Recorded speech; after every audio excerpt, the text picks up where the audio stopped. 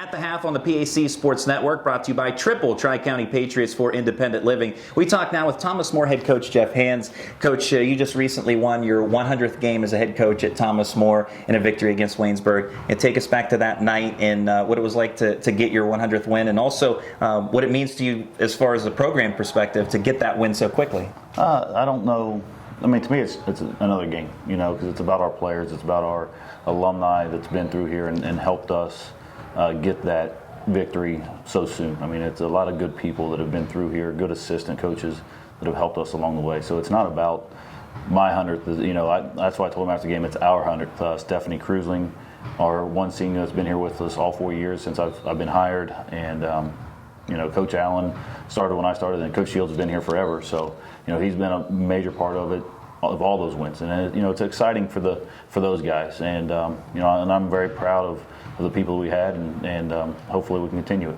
Now, talking with you a little bit earlier in the season, you spoke of how this year's team is much different compared to last year's team. Of course, you had some key players graduate, Devin Beasley and Katie Kitchen, but the results are still the same. The victories still keep rolling in. Talk about the differences between this team and maybe how the team has had to gel together as the season's progressed. Losing Devin and Katie, the leadership, being Devin, fourth-year senior, Katie, a fifth-year senior, and been in the program that long, and the roles that they played with the program, losing them and then starting a freshman point guard, Abby Owings, who, talent-wise, we knew it would not be a drop-off. It's just a matter of the leadership, and then it's coming from Sydney and Steph, Sydney Wainscott and Steph Krusling again, with people growing different years, different ages, and every coach says it, nobody's ever the same team, and this group, I think, is really that, and we're starting to see an identity now. We're starting to get there.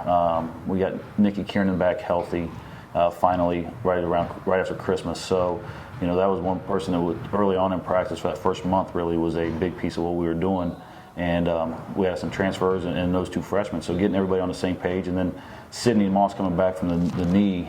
She wasn't clear to do anything with the team until about a week before practice started. So, she only had about 4 weeks before we started playing games of team stuff and being out there with them, open gyms and all that stuff. She was there, but she's not playing because of the rehabilitation process and the time that it takes. So that whole chemistry part of it, it's just taken longer than what it probably has over my first 3 years. And but I think that's what you want as a coach too, because we're going to start playing some better basketball here, and hopefully we can keep it rolling in that right direction. In terms of Sydney Moss, and you mentioned the knee injury from last year and the rehabilitation, some people probably look at the overall numbers and think, well, she's dominating as usual, but there was a process with that rehab.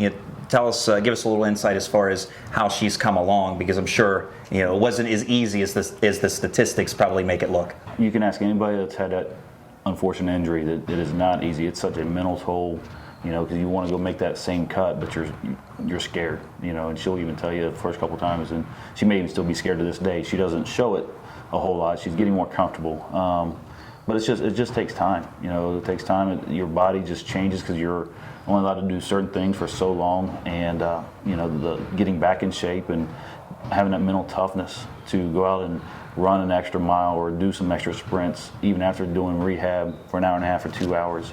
That's there, and sometimes you got to keep pushing her, because again, she's a young lady, and she's doing that, and now she's starting to get back into basketball shape, because again, she's only, from this date, she's only about 10 and a half months from surgery, so, and doctor told her, like they tell everybody, about a year you'll start to feel normal, and we're starting to see some of it now, and it's exciting.